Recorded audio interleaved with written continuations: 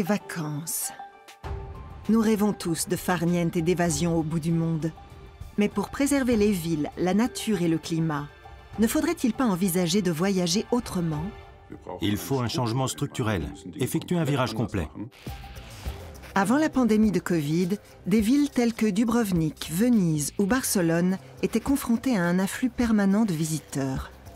Entre les vacanciers déçus et les habitants à bout de nerfs, le tourisme semblait atteindre ses limites.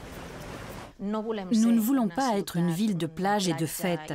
Nous voulons être une ville dans laquelle on peut vivre en tant que citoyen. En clair, plus jamais ça. Nous visons un tourisme de qualité, où les visiteurs tombent amoureux de Venise. Tombent amoureux, mais sous l'œil de Big Brother. De nombreuses villes surveillent nos moindres faits et gestes, et nous acceptons de livrer un volume inimaginable de données. On essaie de rendre cette masse de données intelligente en les combinant entre elles. Les algorithmes anticipent nos moindres désirs, et les agences de voyage sont là pour y répondre. Le touriste est considéré et sollicité différemment. L'objectif, c'est de recréer du lien entre les gens. Aujourd'hui, nous revoilà prêts à décoller. Mais pouvons-nous encore voyager la conscience tranquille ?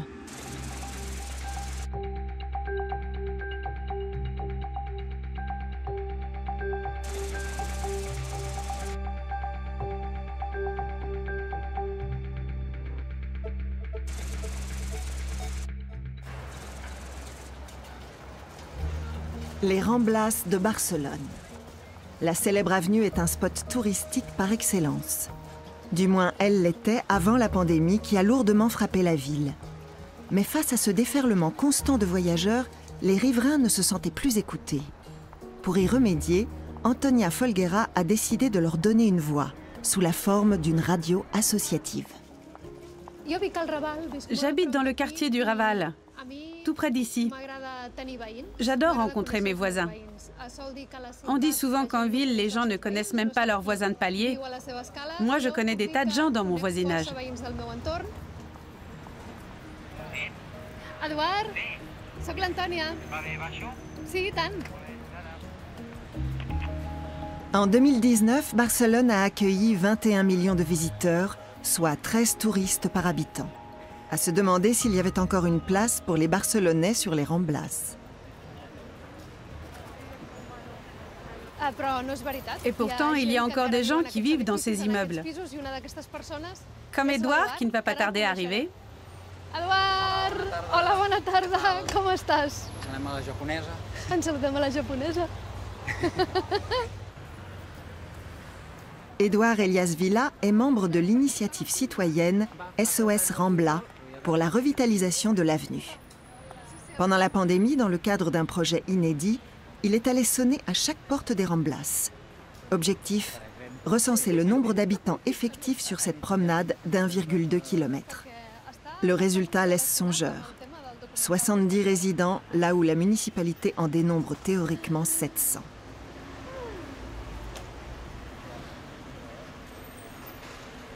Avui aquí a Ràdio Rambles tenim a un veí de la Rambla. Diuen que a les Rambles no hi viu gent, però és mentida. Hi viuen persones com l'Eduard. Què tal, Eduard? Els últims resistents. Els últims resistint. Com heu viscut aquest darrer any que el turisme de la Rambla, diguem que ha desaparegut? Crec que ha fet evident el que portàvem anys queixant-nos. La massificació turística, quan de cop i volta ha desaparegut i la gent ha pogut comparar com és la Rambla amb tots aquests turistes o sense, hi ha molta gent que ha caigut del cavall, ha vist la llum i s'ha adonat del que està passant. Ce brusque changement a mis en évidence une réalité douloureuse. Les quartiers dépendants du tourisme perdent non seulement leurs habitants, mais aussi leurs boulangeries, pharmacies et épiceries. El problema que crec jo és que la indústria turística és molt destructiva. Van a explotar allò i si un cop ho han destruït ha perdut valor precisament per la seva intervenció, cap problema, se'n van i van a destruir un altre lloc. I diu, què ens ha quedat, no? Un cop se n'ha anat el turisme, el cadàver. Beaucoup de petits commerces des Ramblas gardent aujourd'hui encore leurs rideaux baissés. Avec si peu de visiteurs, il n'est pas rentable pour eux de rouvrir et certains n'ont pas survécu au confinement. De nombreux appartements du quartier restent également vides. Des meublés touristiques, vestiges du monde d'avant. Voici des années que les Barcelonais se mobilisent contre ces locations courte durée. À l'heure où le marché de l'immobilier est tendu et face à l'explosion des loyers, beaucoup se trouvent dans l'impossibilité de se loger dans leur quartier. Rentrez chez vous. La revendication est claire. La maire de la ville a pris au sérieux la colère des habitants. En tout, nous avons déjà fermé 7200 locations touristiques illégales. Nous avons réussi ce qui semblait impossible, forcer Airbnb et les autres grandes plateformes à retirer de leur site des milliers d'annonces illicites qui généraient de la spéculation et causaient des tracas aux résidents du centre-ville. Et nous avons décidé de réguler le parc hôtelier. Aucun nouvel hôtel ne peut ouvrir dans le centre, où il y en a déjà beaucoup. Le centre de Barcelone n'est pas extensible à l'infini. Voilà des années qu'il grignote sur les districts voisins, comme Poblenou, un ancien quartier ouvrier et industriel. Sa lente métamorphose a commencé au début des années 2000.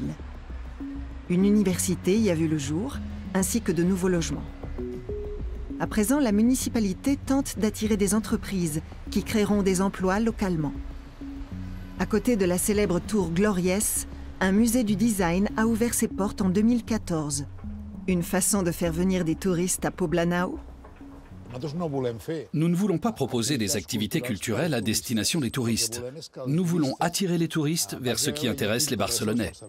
C'est ça l'idée. Il faut donc diversifier notre offre afin de fidéliser un public local. On doit générer des tendances parce que c'est ce qui pousse les visiteurs à vouloir faire la même chose que les résidents. Poblenou est accessible en une vingtaine de minutes depuis le vieux centre. Développé sur le principe de la Smart City, ou ville intelligente, le quartier autrefois surnommé le Manchester catalan a su créer de nouveaux espaces attrayants autour du musée. Il mise sur l'architecture et la culture afin de séduire aussi un public international.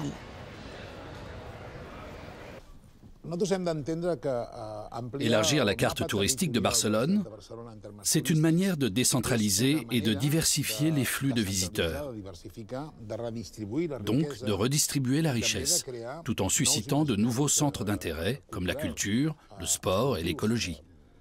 Des axes susceptibles de métamorphoser le tourisme contemporain. Le sociologue Ernest Cañada étudie les effets du tourisme de masse sur les villes. Il habite lui-même à Poblenou, où sa famille est présente depuis 3 générations. Sa grand-mère travaillait comme couturière dans une usine locale. Si les projets culturels l'intéressent, il craint que le quartier ne perde son cachet à force de bouleversements. Quand j'étais petit, Poblenou était un quartier industriel. Quand on croisait une personne étrangère avec une valise à la main, on se disait qu'il s'était égaré. Ce n'était pas du tout un coin touristique. Cette idée de décentraliser les flux revient simplement à étendre à toute la ville les problèmes que l'on rencontre aujourd'hui dans certaines zones. Je ne suis pas d'accord. Pour moi, au contraire, décentraliser le tourisme veut justement dire qu'on le dilue sur un territoire plus étendu. Si les Barcelonais vont voir les créateurs de mode de Poblenou, les touristes iront aussi. S'ils n'y vont pas, les touristes non plus. Toute la question est là. Comment je peux, en tant que Barcelonais, influencer le parcours des visiteurs? Là est la clé. Les touristes fréquentent habituellement 30% environ de la superficie de Barcelone. Une poignée de sites concentre des millions de visiteurs. Poblenou possède aussi une Rambla. Les habitants redoutent que leur belle avenue soit un jour envahie à son tour par les touristes et qu'eux-mêmes n'y trouvent plus leur place. Mais les visiteurs ne sont-ils pas une source de revenus pour le quartier? En réalité, l'explosion touristique à laquelle on a assisté ces dernières années n'a pas amélioré nos conditions de vie.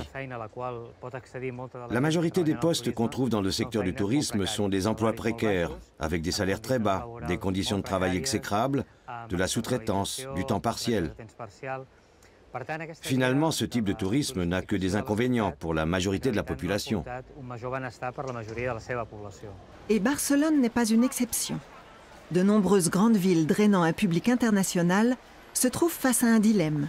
Si le tourisme est devenu incontournable d'un point de vue économique, comment le concilier avec le bien-être des habitants? J'aimerais que les Ramblas appartiennent aux Barcelonaises et aux Barcelonais, tout en continuant à accueillir des visiteurs, bien sûr. Mais peut-être de manière plus espacée, pas par milliers. Nous sommes tous d'accord que le problème, c'est le tourisme de masse. On ne veut pas avoir encore plus de touristes. Si à l'avenir, il n'y a plus de vols low cost, ou s'ils sont en nombre réduit, ça ira. Si ça repart de plus belle, ce sera compliqué. En 2019, environ 47 millions de vols ont été opérés dans le monde. Et nous avons été 1,5 milliard à partir en vacances. À l'époque, rien ne semblait pouvoir nous en empêcher. Puis la pandémie est arrivée. Et au milieu du flot d'informations alarmantes, une bonne nouvelle a fait surface. Niklas Höhne, du New Climate Institute de Cologne, inventorie les études réalisées sur le changement climatique. L'arrêt du tourisme a entraîné une baisse des émissions dues au trafic aérien, ce qui est bénéfique pour le climat. Mais à la fin de la pandémie, les vols reprendront et peut-être même en plus grand nombre qu'avant. Les compagnies à bas coût multiplient à nouveau les promotions alléchantes.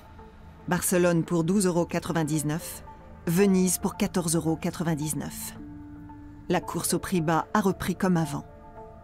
Et pour cause, le kérosène n'est toujours pas taxé. On n'imagine pas la circulation automobile sans taxe. Même le train est soumis à des taxes, mais pas le transport aérien, qui est de fait subventionné par des fonds publics. C'est contre-productif et il faut y mettre fin. Les tentatives entreprises pour y remédier au sein de l'Union européenne ont systématiquement échoué. Il faut dire que tous les États membres ne sont pas du même avis sur la question. Pourtant, la vitesse du changement climatique rend la question de plus en plus urgente. Il faut réfléchir à d'autres solutions.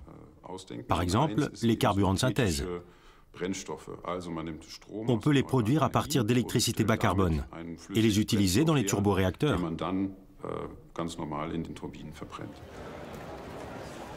Ces carburants dits durables restent cependant très onéreux.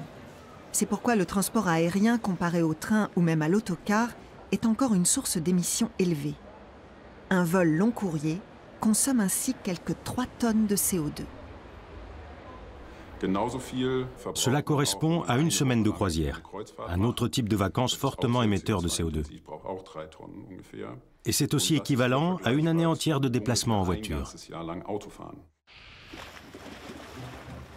Avant la pandémie, Venise voyait arriver quotidiennement jusqu'à 10 navires de croisière, soit environ 20 000 touristes journaliers. Non seulement ces imposants navires émettent de grandes quantités de polluants, mais ils provoquent aussi des remous et des effets de succion qui fragilisent les fondations des maisons, construites pour la plupart sur des pieux en bois. Petra Reski, écrivaine et activiste allemande, se bat contre ce fléau. Venue s'installer ici pour l'amour d'un Vénitien il y a 25 ans, elle s'est aussi attachée à la ville. Je suis tombée amoureuse de Venise quand j'ai compris à quel point cette ville était fragile et exploitée de toutes parts. Pour les professionnels du tourisme, Venise est sans aucun doute une mine d'or. Mais les Vénitiens ont de plus en plus de mal à y mener une vie normale. Chaque année, environ 1 millier d'entre eux quittent la ville et le centre historique ne compte plus que 50 000 habitants.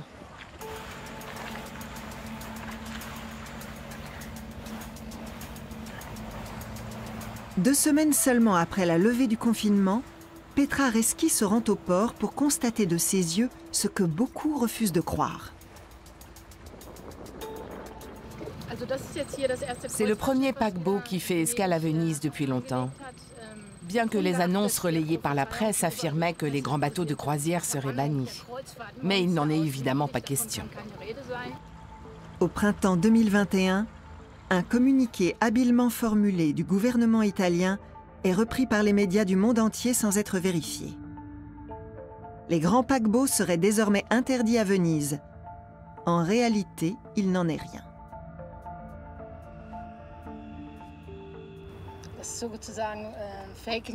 C'est une sorte de fake news. Il y a bien eu un décret-loi, mais c'était surtout une déclaration d'intention. En 2012, quelque temps après le naufrage du Costa Concordia, il y avait eu un texte, le décret Clini-Passera, qui n'a jamais été mis en œuvre non plus.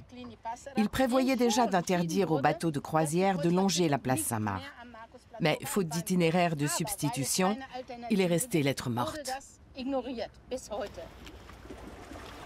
Dans les catalogues des croisiéristes, Venise reste le point d'orgue de tous les séjours. Il faut dire que longer la place Saint-Marc au coucher du soleil, c'est la garantie d'un décor féerique. Mais cette forme de tourisme rapporte très peu à la ville. La taxe de séjour encaissée au port va au trésor public italien. Les passagers dorment et prennent leur repas à bord, et bon nombre d'entreprises défiscalisent leurs bénéfices dans des paradis fiscaux comme le Panama. Pourtant, le monsieur tourisme de la municipalité guette le moindre signe de renaissance de l'activité. Le gondolier me dit bonjour. La ville a enfin recommencé à vivre et à travailler. Les gens peuvent retrouver une vie normale après une année extrêmement difficile. Beaucoup de familles ont été durement touchées.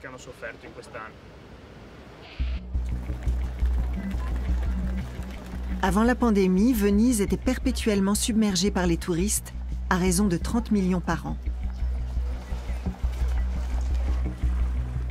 Ils enchaînaient au pas de course les lieux incontournables de la ville, faisaient une promenade en gondole et repartaient avec un souvenir le soir venu.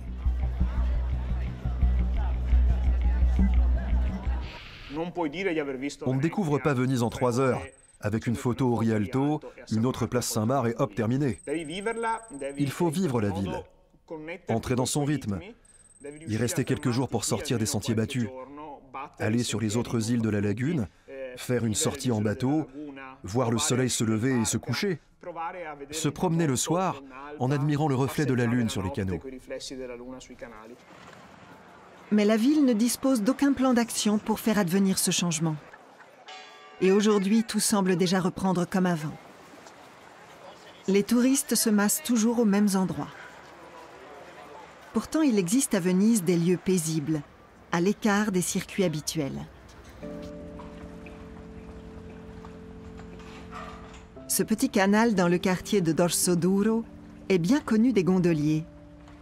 C'est ici que se trouve la boutique de l'ébéniste Pietro Meneghini. L'artisan sait ce qui fait l'attractivité des grandes destinations romantiques partout sur la planète. Je pense que Venise mérite d'être visitée. Elle fait partie de ces quelques lieux dans le monde qui possèdent une valeur intrinsèque. Elle est entrée dans l'imaginaire collectif.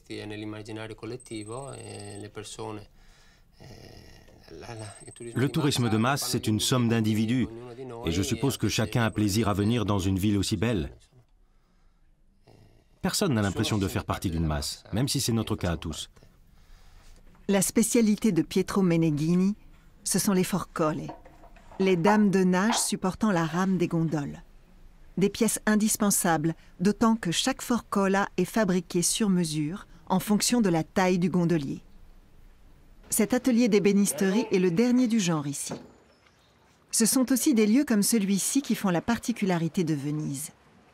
Les voyageurs peuvent y étancher leur soif d'authenticité, de rencontres et de découvertes. Ce qui est devenu difficile avec le tourisme de masse. Mais sans un afflux régulier de visiteurs, l'ébéniste le sait, il serait au chômage depuis longtemps. C'est vrai. Notre travail survit aussi grâce aux touristes, sans l'ombre d'un doute. On travaille principalement pour les gondoliers, mais les gondoliers travaillent avec les visiteurs. Ce dilemme est commun à toutes les grandes destinations touristiques en Europe, où les habitants dépendent des voyageurs et vice-versa. Venise s'en accommode, mais veut désormais en savoir plus sur ses visiteurs. Pendant le confinement, la mairie a réalisé de gros investissements. Elle a ouvert un vaste centre opérationnel qui est d'ores et déjà connecté à des centaines de caméras et de capteurs à travers toute la ville. Grâce à cela, on sait en temps réel combien de personnes entrent, sortent et sont présentes à tel ou tel endroit. La voici, la Smart Control Room créée par la municipalité. L'exploitation des données doit permettre de mieux canaliser les flux de visiteurs et de décongestionner certains sites très fréquentés. Le jour de notre venue, la ville accueille 20 000 touristes, dont 40% venus d'Allemagne. La plupart des visiteurs sont équipés d'un téléphone portable, ce qui permet de détecter leur opérateur dès leur arrivée et d'en déduire leur origine.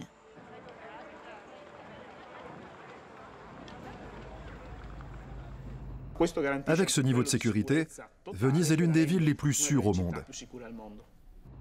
D'un côté, la surveillance, mais de l'autre, les bornes Wi-Fi gratuites qui nous permettent de trouver rapidement une information sur nos smartphones.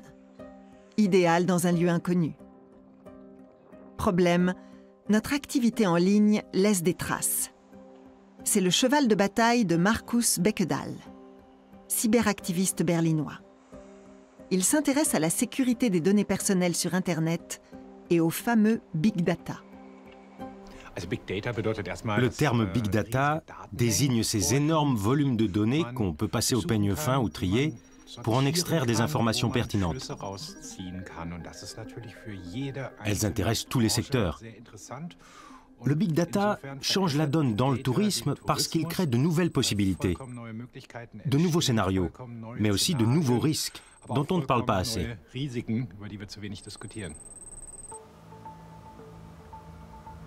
Sur la plupart des sites web, nous avons tendance à accepter d'interminables politiques de confidentialité sans les lire.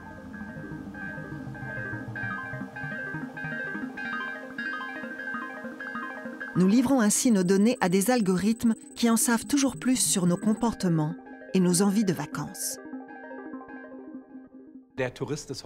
Aujourd'hui, le touriste est transparent, puisque tout le monde fait ses réservations sur Internet. Un grand nombre d'entreprises collectent ainsi des données à notre sujet, qui les renseignent sur nos préférences et notre personnalité. Généralement, l'objectif est d'affiner les publicités ciblées qu'elles nous proposent.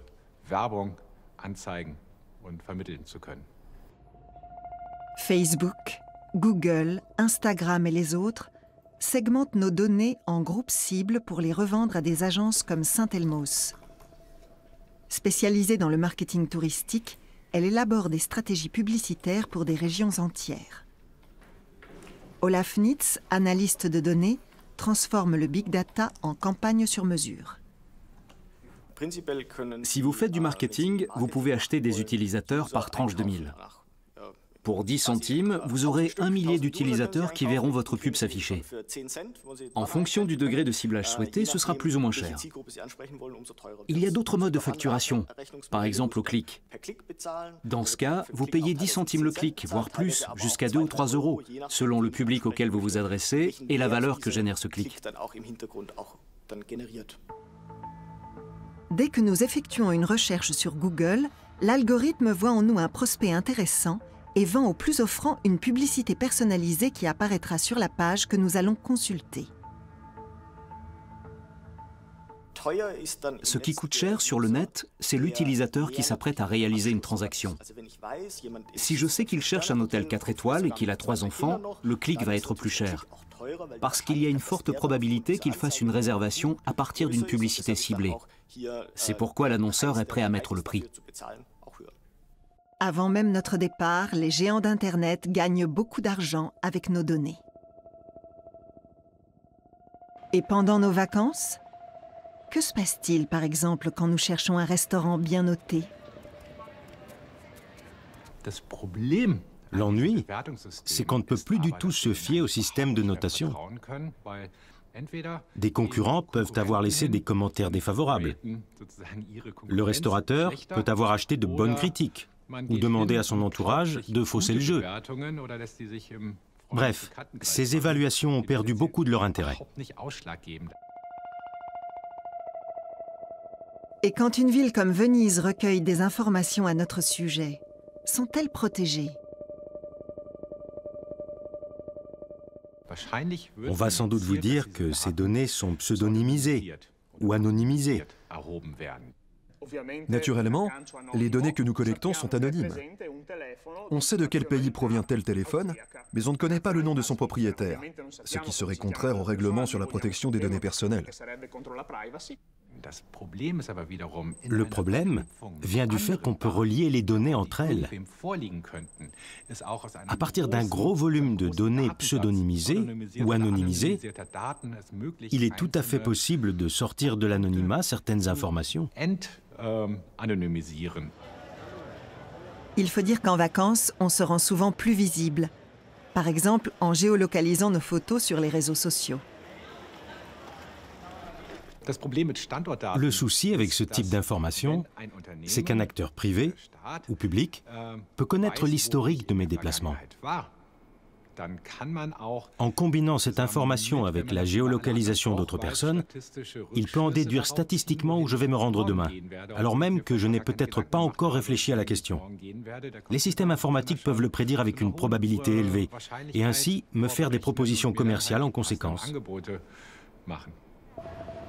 Pour l'éviter, il faudrait laisser nos téléphones à la maison. Mais nous préférons le plus souvent payer ce confort avec nos données personnelles, où que nous soyons dans le monde.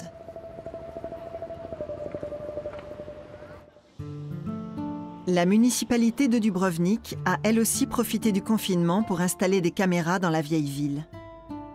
Une page web affiche désormais le nombre de touristes en temps réel.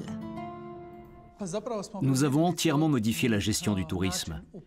Auparavant, les activités touristiques se développaient sans contrainte. Désormais, elles sont encadrées. Avant la pandémie, le centre historique accueillait parfois jusqu'à 15 000 visiteurs quotidiens. Asphyxiant pour une si petite surface et surtout dangereux en cas de mouvement de foule. Car les murs de fortification qui entourent le cœur de la vieille ville ne comportent que 4 points de sortie. Les navires de croisière qui rapportent peu de recettes arrivaient souvent en même temps et ne restaient que quelques heures. Le maire a instauré de nouveaux principes. Première règle, il ne doit pas y avoir au port plus de 2 bateaux de croisière en même temps. Deuxième règle, ces bateaux doivent rester au moins 8 heures dans le port de Gruž. La troisième règle porte sur les visiteurs qui viennent en excursion dans la journée, ce qui représente 150 autocars par jour. Les visiteurs doivent maintenant obtenir des créneaux précis, à réserver via notre application web, qui autorise un maximum de 7 autocars par demi-heure. La municipalité espère ainsi atténuer les goulets d'étranglement et l'afflux de visiteurs aux portes de la ville.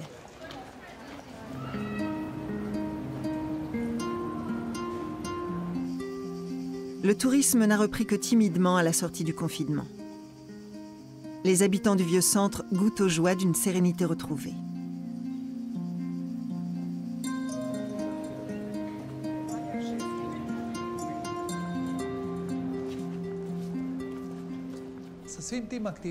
Grâce à toutes ces mesures, nous avons réussi à diminuer le nombre de visites simultanées dans le centre historique.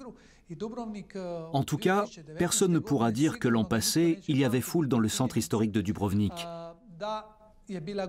ni qu'il fallait faire la queue pour entrer dans la vieille ville, etc. Je l'ai souvent dit, ce n'est pas une question de nombre, c'est une question de flux. Orienter les flux, répondre aux besoins des visiteurs. Comme de nombreuses villes très prisées des voyageurs, Dubrovnik se trouve face à un défi logistique. Et ses habitants doivent composer avec les conséquences du tourisme. Aujourd'hui, la vieille ville compte à peine 1 millier de résidents permanents, 5 fois moins qu'il y a 20 ans. La sociologue Petra Marchenko étudie différents scénarios qui permettraient aux habitants de continuer à profiter de leur ville à l'avenir.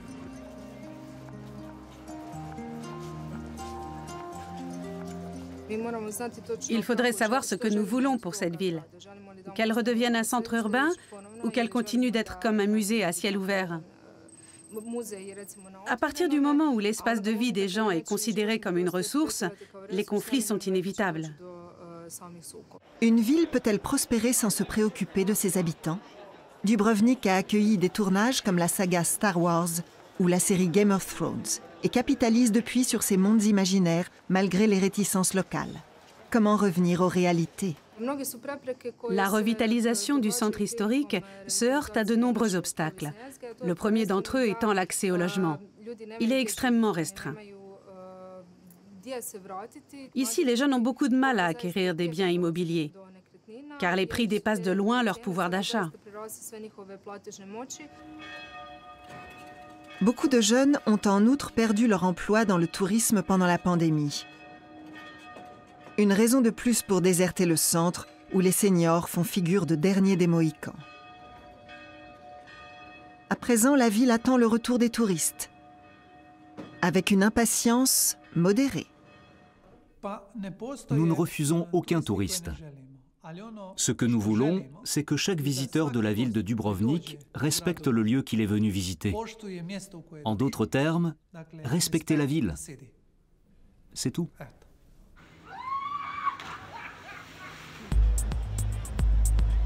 Le respect. C'est aussi ce que demandent les Barcelonais. Les frasques des touristes avaient provoqué une vague d'indignation il y a quelques années. Plus question de revivre cela. Ça m'attriste profondément quand je vois des touristes qui font chez nous des choses qu'ils ne feraient jamais chez eux. Je trouve ça terriblement déprimant. Il devrait y avoir une culture de la responsabilité, que tout un chacun, quand il voyage, se comporte comme s'il allait voir sa mère, qu'il ne fasse rien qu'il ne ferait pas chez ses parents.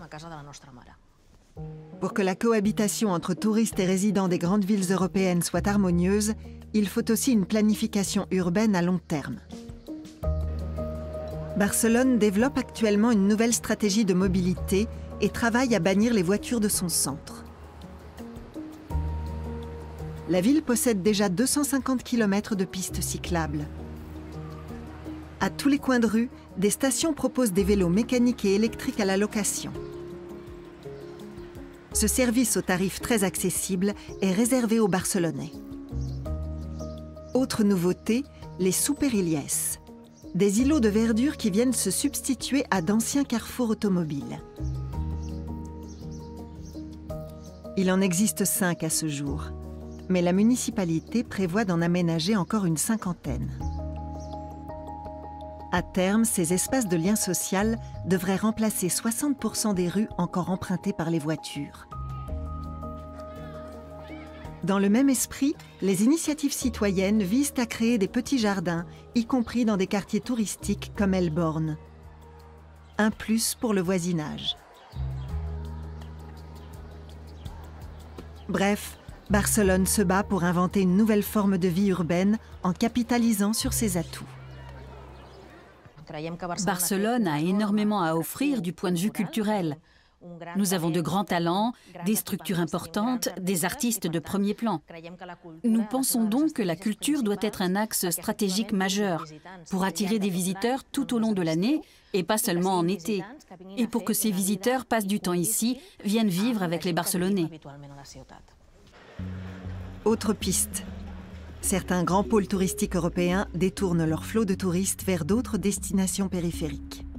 Comme Barcelone, qui envoie ses visiteurs voir Montserrat et son monastère. Ou la capitale néerlandaise, qui met en avant Zandvoort, à 35 km, et sa plage rebaptisée Amsterdam Beach.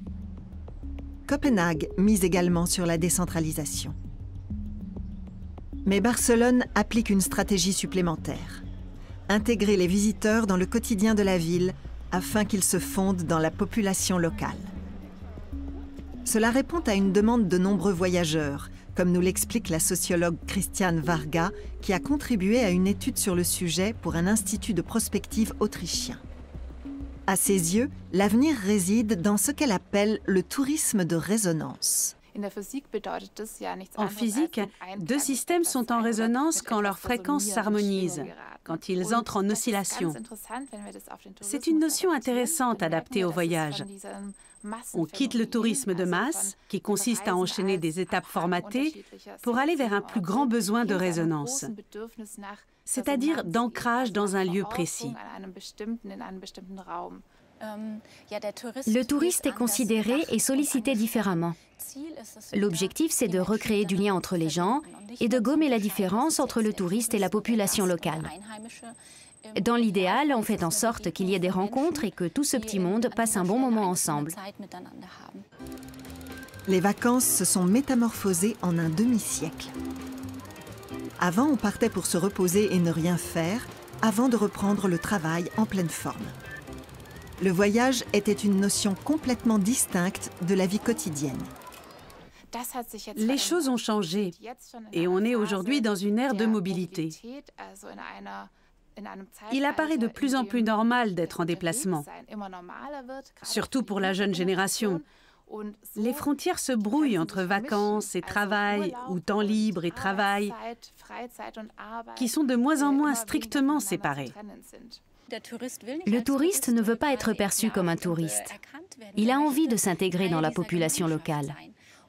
C'est pour cela qu'on développe des produits et des offres de ce qu'on appelle le bleisure, contraction de business et leisure, voyage d'affaires et loisirs. Le voyageur ne repart plus au bout de 2 jours, il passe davantage de temps sur place. Entre plage et ordinateur, l'adepte du bleisure combine travail et temps libre, comme ici à Beta House. En 2013, Jordi Subiras a ouvert à Barcelone l'un des premiers espaces de coworking. On peut louer à l'heure ou à la journée un bureau ou une salle de réunion.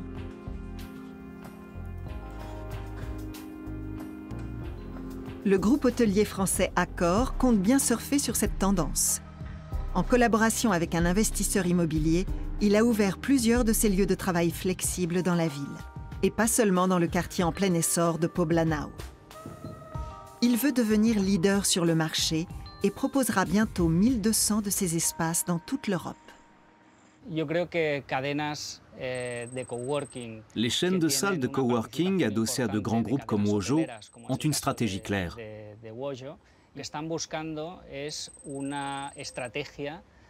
L'objectif est de capter une clientèle qui, jusqu'ici, ne fréquentait leurs espaces que pour y dormir ou y faire ses achats, selon qu'il s'agisse de groupes hôteliers ou commerciaux.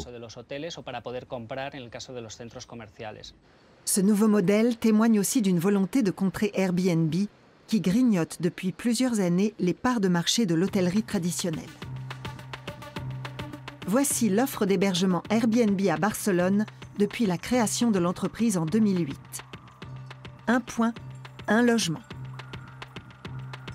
Idem à Amsterdam.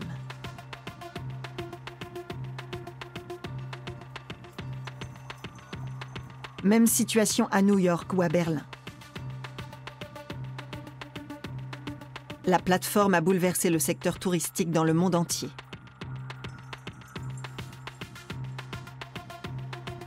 L'entreprise est entrée en bourse fin 2020 et a fêté son milliardième voyageur l'année suivante. Malgré de nouvelles législations locales, Airbnb participe toujours à la pénurie de logements dans les grandes villes. Si le concept marche, c'est parce qu'il offre ce que beaucoup de touristes recherchent, des rencontres authentiques dans une ère de frénésie voyageuse. Il est de plus en plus important de pouvoir combiner plusieurs sortes de vacances, sans avoir à choisir entre 2 options. Selon vos besoins ou votre âge, vous pouvez chercher à aller rapidement d'un point A à un point B. Mais en réponse à nos modes de vie trépidants, vous pouvez aussi vouloir prendre votre temps. On parle de slow traveling, comme on a eu avant la slow food et la slow fashion.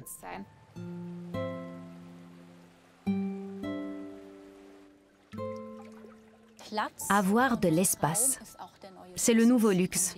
Et l'exclusivité justifie le prix, parce que ça coûte cher d'être au calme. Si vous voulez un endroit attrayant qui ne soit pas bondé, ça fait monter les prix.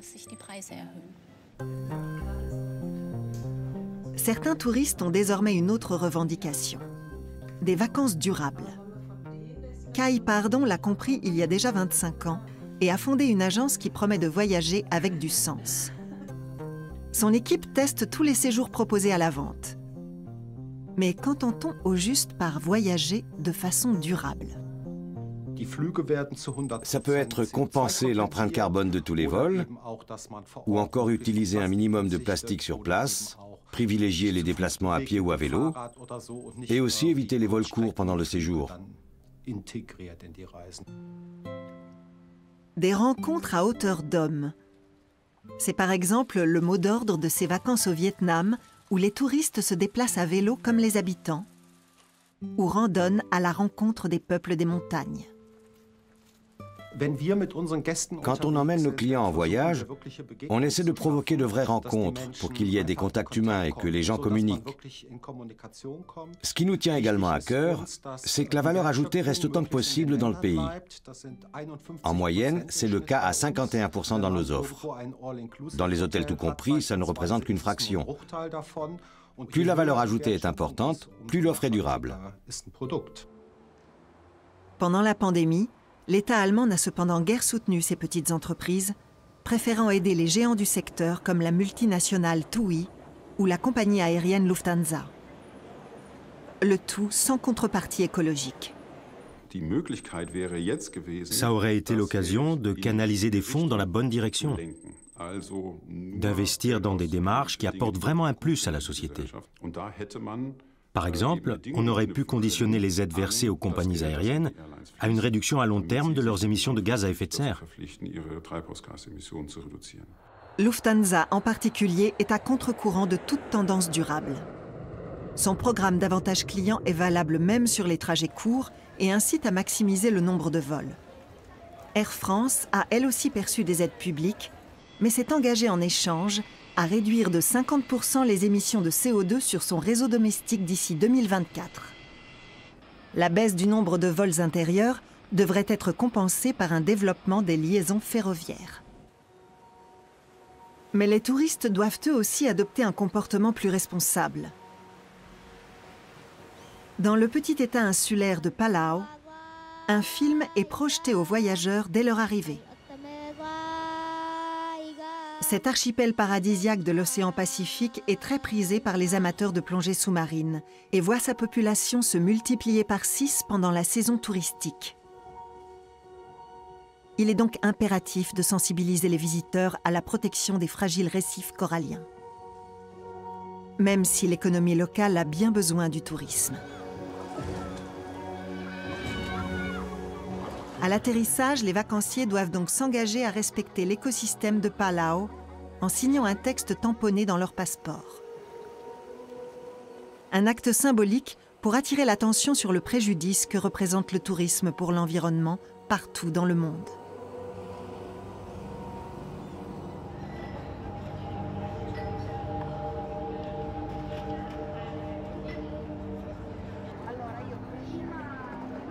À Venise, les habitants sont eux aussi conscients des dommages occasionnés par les grands navires de croisière.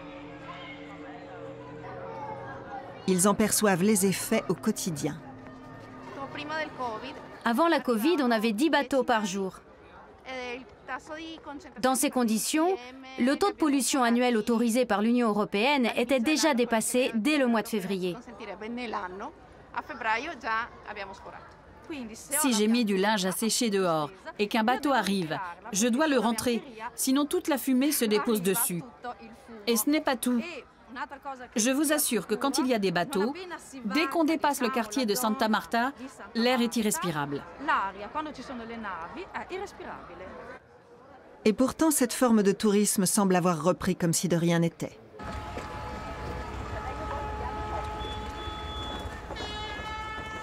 Depuis de nombreuses années, on manifeste au bord du canal de la Giudecca contre ces grands navires de croisière généralement propulsés au fioul lourd, qui polluent 100 fois plus que le gazole des camions.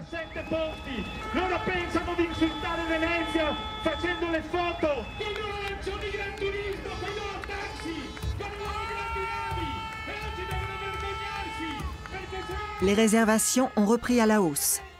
Dans les années à venir, le secteur des croisières espère passer de 30 à 40 millions de touristes par an.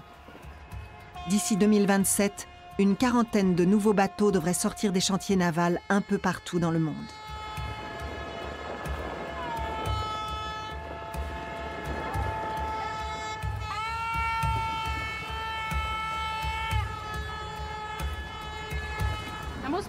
Ils ne comprennent rien à Venise ou à l'écologie. Il suffit de regarder ce monstre pour voir qu'il est incompatible avec la nature. Face aux protestations persistantes du grand public, certains opérateurs de croisière ont décidé de passer au gaz naturel liquéfié. Mais les ONG de protection de la nature font remarquer qu'il s'agit là encore d'un carburant fossile. Cette initiative n'aura donc pas d'effet à long terme sur le changement climatique. Pour la première fois, une contre-manifestation a également lieu en faveur du tourisme de croisière. De nombreux professionnels ont perdu leur emploi pendant la pandémie et se réjouissent que les affaires reprennent. Le tourisme de croisière est un tourisme positif pour nous, surtout lorsque les navires ont Venise pour port d'attache. Dans ce cas, les croisières commencent et s'achèvent ici, ce qui signifie que les bateaux ne se contentent pas d'une petite escale. Et ça garantit des revenus à la ville. Hôtels, taxis, avions, etc. Quelques semaines plus tard, les anti-croisières remportent une modeste victoire. Seuls les bateaux de petite taille, jusqu'à 25 000 tonnes de jauge brute, seront encore autorisés à traverser le centre historique. Les plus gros, comme celui-ci, devront jeter l'ancre au port industriel. Ils continueront donc à endommager la lagune, qui s'étend sur 550 km². Mais pour les visiteurs, de grands bouleversements s'annoncent à Venise. En 2022, un nouvel instrument sera mis en place. Une taxe d'accès qui s'appliquera à tous les touristes d'un jour, ceux qui ne passent pas la nuit sur place. Il y aura des contrôles aléatoires, voire systématiques dans certains endroits comme la gare, afin de vérifier que les arrivants ont réservé au moins une nuitée, ou à défaut, qu'ils ont bien acquitté la taxe d'accès. Une ville qui demande un droit d'entrée à ses visiteurs est-elle encore autre chose qu'un complexe de loisirs? Tandis que de nombreuses destinations ressemblent de plus en plus à des parcs d'attractions, ces derniers s'efforcent de renouveler leur offre. La réalité virtuelle et augmentée représente une technologie d'avenir pour le secteur du voyage.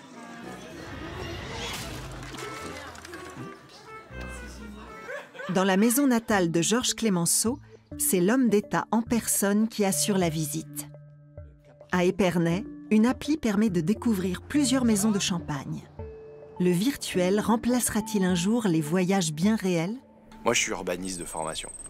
Et j'ai toujours pensé, y compris même quand on a conceptualisé l'idée de Skyboy, que rien ne remplacerait l'expérience réelle et physique. Pour autant, on avance beaucoup dans notre capacité, effectivement, à rendre plus autonome chaque visiteur, sans barrière de la langue désormais, puisqu'il y aura des traducteurs automatiques, en ayant une vraie connaissance de ce qu'ils cherchent à voir, parce qu'on va pouvoir comprendre qui ils sont un peu mieux et du coup leur faire des bonnes propositions s'ils le souhaitent. Skyboy développe ses idées au sein du campus de start-up parisien Station F, la réponse française à la Silicon Valley. Pour l'heure, le secteur du voyage utilise surtout les nouvelles technologies pour informer les vacanciers en amont du séjour et sur place, avec un réalisme maximal. La start-up a ainsi interviewé les habitants des Tata Somba, des habitations traditionnelles dans le nord-ouest du Bénin. Filmées à 360 degrés, les vidéos se fondent à la perfection dans l'environnement et peuvent être activées depuis un smartphone. Et en ce sens, un des usages intéressants pour essayer de déstresser un petit peu la surconsommation touristique dans un lieu très précis, c'est d'aller proposer des parcours qui vont éloigner les touristes du centre principal pour aller les aider finalement à aller découvrir des richesses qui se trouvent à quelques centaines de mètres ou quelques kilomètres. Il demeure que les nouvelles technologies n'empêcheront pas le tourisme de masse. Le secteur des voyages reste l'un des plus lucratifs au monde.